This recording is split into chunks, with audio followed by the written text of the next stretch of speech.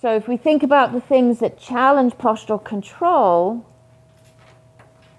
speed and weight are the two most easily modifiable variables within a treatment setting that challenge postural control. Think of mass.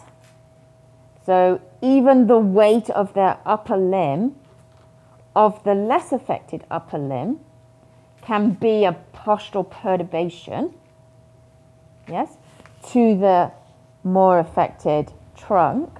And so I would use the environment. I may use, instead of a strap, I may use a bed here in front of the knees so I can get bilateral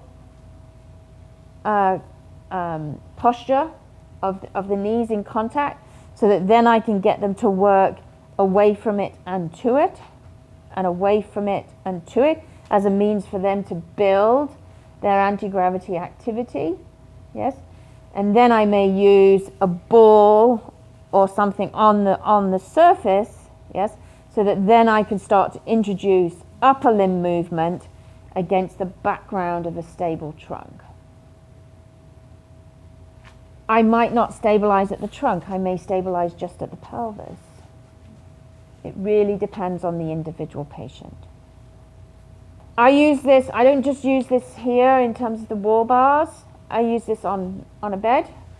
I will, if I need to, I will create restraint, maybe of the trunk, of the pelvis, of a lower limb, whatever I need to do, but the same principles. Consent, make it comfortable, make it secure, and then figure out what your task is going to be in that environment and why do you need to use restraint.